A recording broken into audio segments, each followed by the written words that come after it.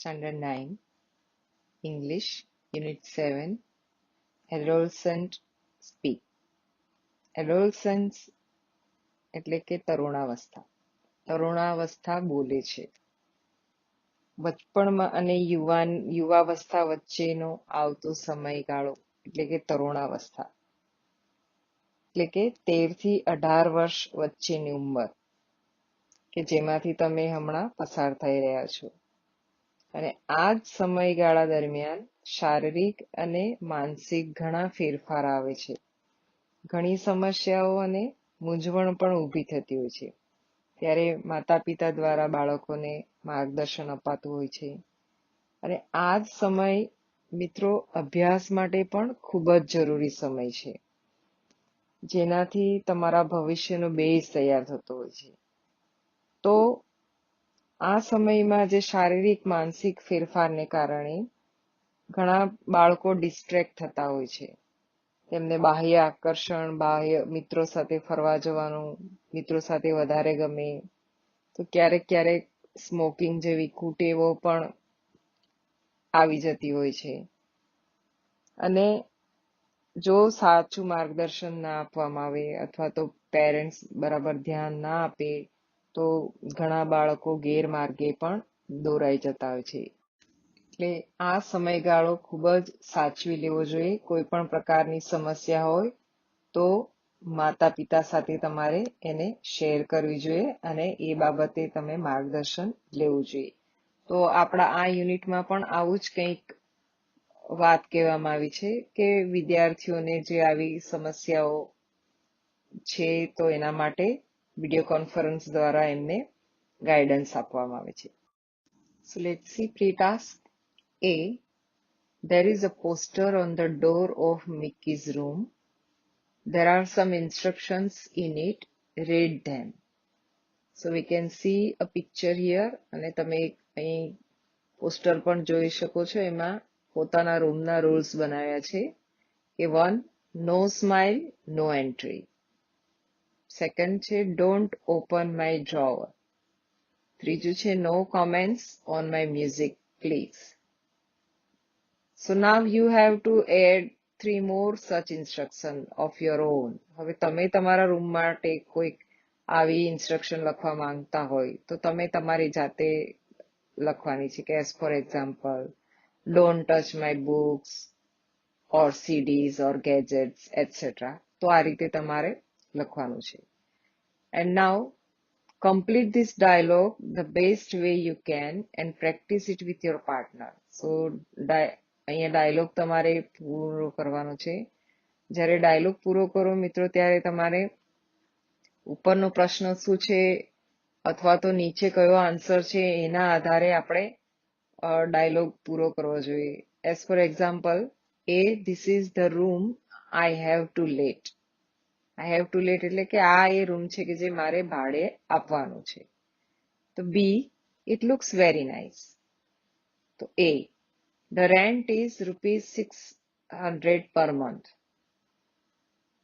તો હવે આપણે બી માં જો અહીંયા ખાલી જગ્યા પૂરવાની હોય તો નીચે કયો આન્સર આપે છે એના આધારે પૂરવી જોઈએ. તો અહીંયા આપ્યું છે કે no, the electricity charges are not included in the rent. કે આ રેન્ટમાં ઇલેક્ટ્રિસિટી ચાર્જીસ નો સમાવેશ થયો નથી. તો બી એ શું પૂછ્યું છે કે આમાં ઇલેક્ટ્રિસિટી ચાર્જીસ ઇન્ક્લુડ છે. તો આપણે એ રીતે અહીં પ્રશ્ન પૂછવો જોઈએ કે are electricity charges included in the rent. Okay. પછી એ જ રીતે બી ફરીથી કહે છે કે only breakfast, you will have to go out for the meals. એ શું પૂછ્યું છે કે અહીં બ્રેકફાસ્ટ, લંચ, ડિનરનું શું છે કે મને અહીં બ્રેકફાસ્ટ, ડિનર, લંચ મળશે. તો shall I get breakfast or lunch or dinner here? તો એ શું આન્સર આપે છે ઓનલી બ્રેકફાસ્ટ, કે ફક્ત નાસ્તો મળશે સવારનો. You will have to go out for the meals, કે લંચ અને ડિનર માટે તમારે બહાર જવું પડશે. તો ફરીથી નીચે જોઈએ કે એ no, I am afraid, you will have to wash clothes yourself. મિત્રો જો અહીંયા એક પ્રયોગ થયો છે કે I am afraid. Generally afraid શબ્દો, સ્કેર્ડ એટલે બી જેવું થાય કે I am afraid of mouse કે I am afraid of cockroach, તો નાથી ડરવું એવું થાય. પણ જ્યારે આ રીતે વાક્યમાં પ્રયોગ થયો કે no I am afraid you'll have to wash clothes yourself, તો આ એક ફંક્શન છે શોઈંગ નાઇસટીઝ કે શોઈંગ પ્લેઝન્ટ્રીઝ, કે જ્યારે આપણે કોઈને નમ્રતાથી ના પાડવી હોય કે સામેની વ્યક્તિને ખરાબ નહીં લાગે, એણે જે કંઈ કહ્યું છે એના મંતવ્ય સાથે આપણે એગ્રી નથી, આપણે સાચા છે અને સામેવાળો ખોટો છે, ત્યારે આપણે એના ના આમ નહીં ચાલે આવી રીતે આપણે નથી કહેતા. તો ઇંગ્લિશમાં એના માટે આ એક ફ્રેઝ યુઝ કરવામાં કે I am afraid you will have to wash clothes yourself, કે જસ્ટ લાઈક માફ કરજો નો ઓપ્શન છે કે સોરી, કે ખોટું ના લગાડતા, એવો અર્થ થાય આઈ એમ અફ્રેડ, કે તમારે કપડાં તમારી જાતે ધોવા પડશે. એટલે યાદ રાખવાનું કે આઈ એમ અફ્રેડ ક્યારે યુઝ થાય. આઈ એમ અફ્રેડ ઓફ એમ આવે ત્યારે હું નાથી ડરું છું એમ આવે. તો I am afraid you'll have to wash your clothes. તો અહીં શું પૂછ્યું છે શેણે કે is there any facilities for washing clothes or what about laundry etcetera. તો તમારે અહીં એ રીતે લખવાનું. તો કે છે કે no I am afraid you have to wash your clothes yourself. પછી good, I hope you will be comfortable here. એટલે હવે ગુડ કહે છે એટલે એણે સ્વીકારી લીધું હશે કે okay okay I will manage about that, જે બી હશે. તો good, I hope you will be comfortable here. તો પછી બી answer oh sure, thank you very much. તો એ જ્યારે આપણે થેન્ક યુ કહેશે ત્યારે શું કહેશે? You are welcome, it's my pleasure. તો આ જેવા શબ્દો છે you are welcome, thank you very much, it's my pleasure, they are showing pleasantries or niceties, શિષ્ટાચાર દર્શાવતા વાક્યો છે. તો આપણું જે લેંગ્વેજ ફંક્શન છે એમાંનું આ એક છે. તો આ રીતે હવે જ્યારે પણ ડાયલોગ્સ હોય ત્યારે આ રીતના જે શબ્દો યુઝ થયા હોય પ્લેઝન્ટ્રીઝ, તો એને ઓબ્ઝર્વ કરો. Now let us see read anchor. Anchor એટલે તમે જોશો એન્કરનો મૂળ શબ્દ છે કે આપણે જોઈએ છે કે જે વહાણને દરિયા કિનારે લંગારવા માટે જે લંગરનો ઉપયોગ થતો હોય છે એને એન્કર કહેવાય. એટલે કે વહાણને બાંધી રાખે, કિનારાને થી પકડી રાખે છે. તો એન્કરનું પણ કોઈ પણ પ્રોગ્રામ હોય એમાં એનું એટલું જ રિસ્પોન્સિબિલિટી હોય કે આખો પ્રોગ્રામ જે હેન્ડલ કરવાનો હોય એન્કરના હાથમાં હોય છે. કોઈ પણ પ્રોગ્રામ હોય, મીટિંગ હોય, સ્ટેજ પર, તો તમે જોઈ શકો જે એન્કર હોય એનું ખૂબ જ મહત્વનું હોય છે. એટલા માટે જ એને કદાચ એન્કર શબ્દ આપવામાં આવ્યો છે કે આખા પ્રોગ્રામને પકડી રાખે છે. એન્કર બોલે છે good evening friends, welcome to the video conference arranged by the youth club Ahmedabad. તો આ જે વિડીયો કોન્ફરન્સ છે, તમે જાણો છો કોન્ફરન્સ એટલે કોઈ પણ ચર્ચા કરવા માટેની એક સભા હોય, પણ આ વિડીયો કોન્ફરન્સ છે. આજકાલ તો આપણે આપણી લાઈફ જ આ વિડીયો કોન્ફરન્સ પર જઈ રહી છે. બધા જ કાર્યો વિડીયો કોન્ફરન્સ થ્રુ થઈ રહ્યા છે. જોઈએ છે કે ભણીએ છીએ વગેરે. તો જ્યારે જુદી જુદી જગ્યાએ વિદ્યાર્થીઓ હોય કે મીટિંગ હોય, તો મારે કદાચ વધારે એક્સપ્લેન કરવાની જરૂર નથી. તો આ જે વિડીયો કોન્ફરન્સ છે કોણે ઓર્ગેનાઇઝ કરી છે? By the youth club Ahmedabad. અહેમદાબાદનું જે યુથ ક્લબ છે એણે વિદ્યાર્થીઓ માટે અરેન્જ કરી છે. As you know, the subject of the conference is what's the way out. What's the way out એટલે કે સમસ્યાનું ઉકેલ શું, સમાધાન શું, કે શું કરવું. Teenagers of Gujarat would discuss their problems with well-known councillors of the state, Dr. Chandrakant Shah and Mr. Saurabh Bakshi. તો આજે ડોક્ટર ચંદ્રકાંત શાહ અને મિસ્ટર સૌરભ બક્ષી જે છે તે આર વેલ નોન એટલે પોપ્યુલર, ફેમસ કાઉન્સિલર્સ. કાઉન્સિલર્સ એટલે સલાહકારો, માર્ગદર્શક, ગાઈડ, કે એ લોકો આ વિદ્યાર્થીઓને સલાહ આપશે. And they will try to show the teenagers the right way Let's begin the conference with a question from a 15-year boy. So let us see on page number 65. The boy, good evening, sirs. I am Jignesh from Talod. Mr. Shah, good evening, Jignesh. What's your problem? Tell us. Jignesh, lack of self-confidence is my problem. Lack means achat, ઉણપ, shortage. તો lack of self-confidence, આત્મવિશ્વાસની કમી. જિગ્નેશને કયો problem છે? આત્મવિશ્વાસ નથી. It has led me to indecisiveness. Led છે, it is a past tense of lead. કે જે આત્મવિશ્વાસની કમી છે એના કારણે એ મને ઇનડિસિસિવનેસ તરફ લઈ ગયું. ઇનડિસિસિવનેસ એટલે ડિસિશન પરથી આ શબ્દ આવ્યો છે. ડિસિશન એટલે નિર્ણય અને ઇનડિસિસિવનેસ એટલે નિર્ણય ન લઈ શકવો. કોઈ પણ દાખલા તરીકે પોતે જાતે પોતાની મેળે નિર્ણય નહીં લઈ શકે. પ્રવાસ જવું છે, પિકનિક જવું હોય તો જોઈશ, વિચારીશ, પેરેન્ટ્સને પૂછીશ, ફ્રેન્ડ્સને પૂછીશ, પોતાની જાતે નિર્ણય લઈ નથી શકતા. આ એક નાનું ઉદાહરણ છે. તો I cannot take a quick decision, અને તરત નિર્ણય લઈ શકતો નથી. And I feel I waste my time. I prepare a time table but can't follow it. કે ભણવા માટે જે ટાઈમ ટેબલ બનાવે છે પણ એને હું ફોલો કરી શકતો નથી. How can I build up my confidence. અને આ મારો વિશ્વાસ, આત્મવિશ્વાસ વધે તે માટે મારે શું કરવું જોઈએ? Mister Bakshi, in which class are you studying, Jignesh? Jignesh, I am in class 10th. Mister Bakshi, tell me how many days do you plan for, Jignesh? Jignesh, I go for monthly planning. તો જિગ્નેશ જે ભણવા માટેનું ટાઈમ ટેબલ બનાવે છે તે 1 મહિનાનું બનાવે છે. Mister Bakshi, Jignesh, don't plan for a long period.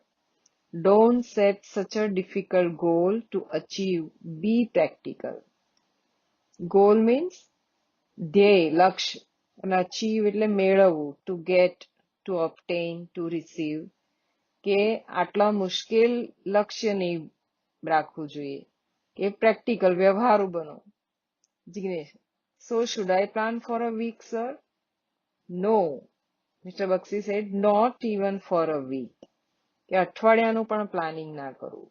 Plan only for 1 day and try to follow it and get habituated to do like this. To be habituated એટલે નાથી ટેવાયેલા હોવું.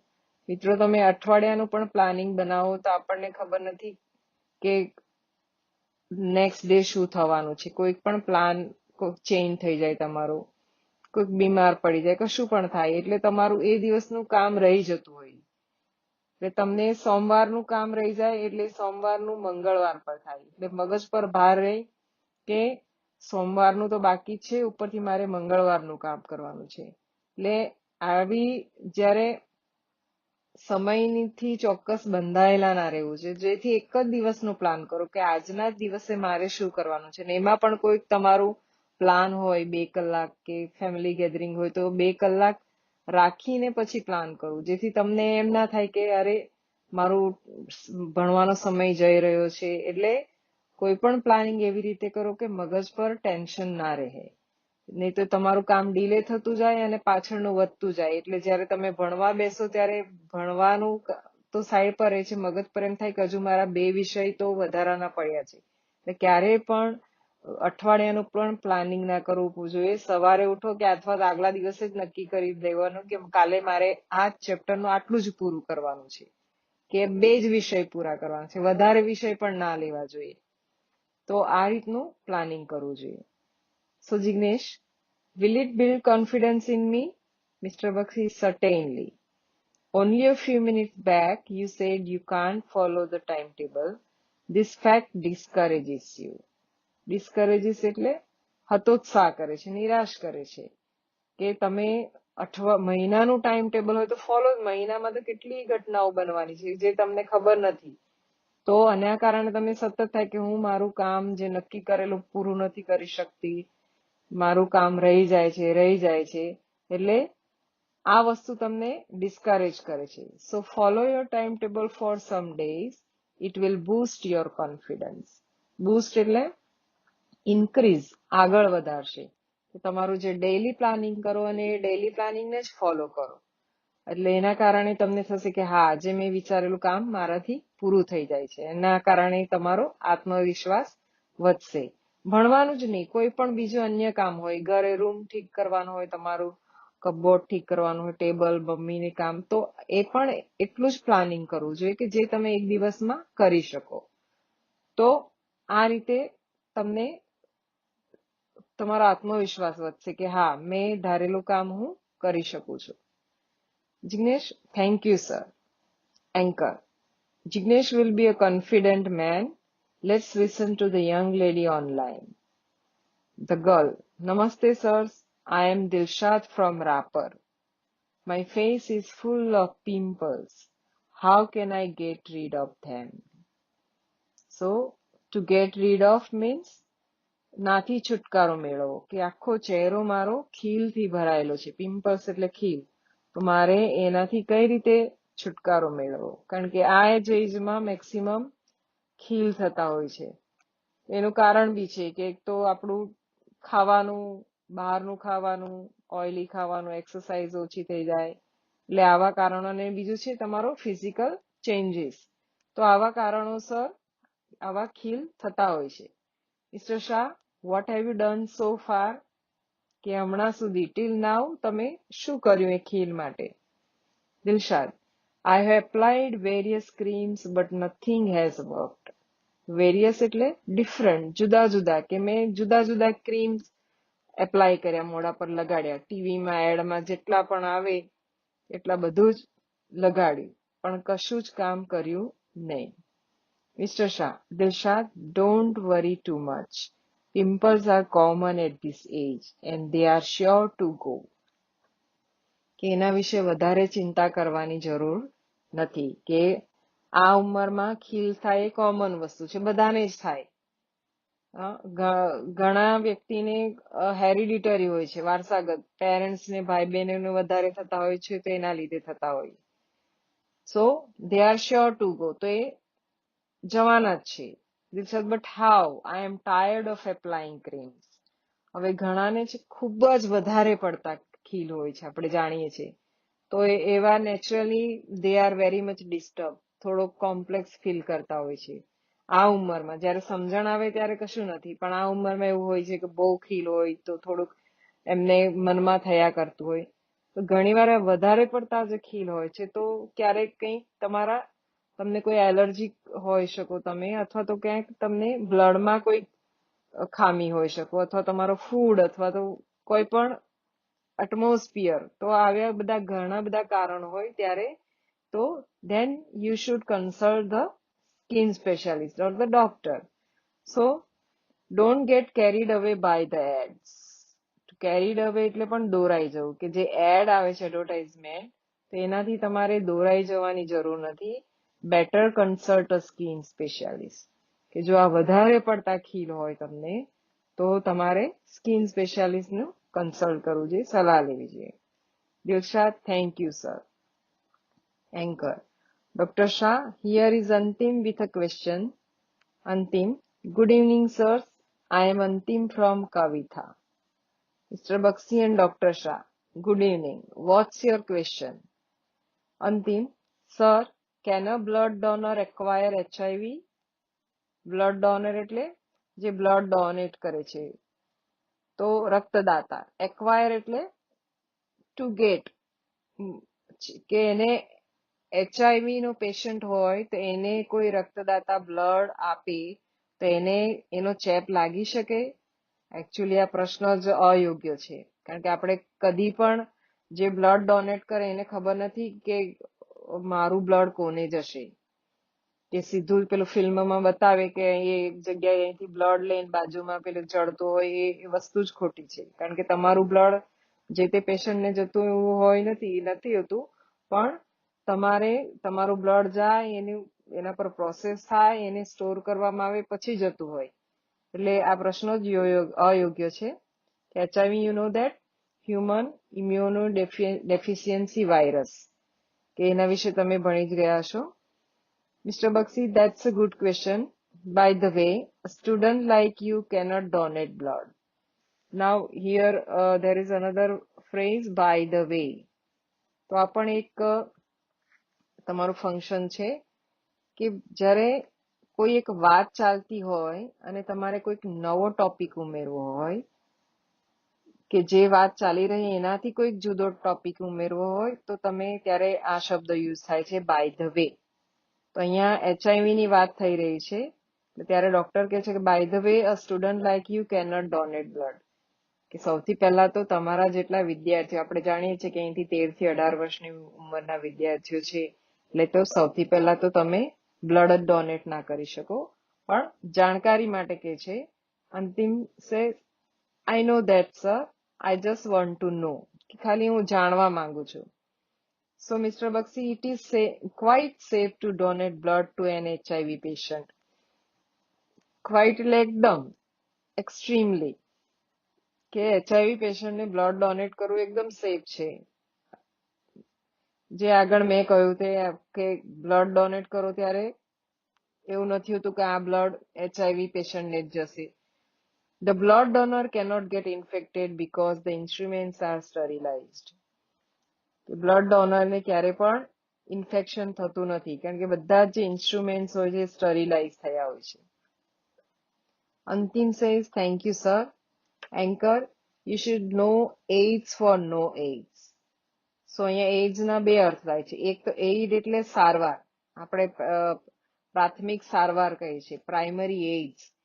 એટલે એ તમને ફોર એઇડ્સ કે એઇડ્સ માટેની પ્રાથમિક સારવાર જે છે તમને ખબર હોવી જોઈએ. આપણને ખબર છે કે ક્યારે પણ કોઈ ઇન્ફેક્ટેડ જે ઇન્સ્ટ્રુમેન્ટ્સ હોય એ યુઝ ના કરવા જોઈએ. દવાખાને જાઓ તો નવી સિરિંજ લેવી જોઈએ. તો આમની જે સાવચેતી માટેના પગલા છે એ જાણવા જોઈએ. And before we conclude the conference, let's listen to Harish's problem. So there is another student, Harish, અને એનો પણ પ્રશ્ન છે જે હવે આપણે નેક્સ્ટ ઓડિયોમાં જોઈશું. Thank you very much.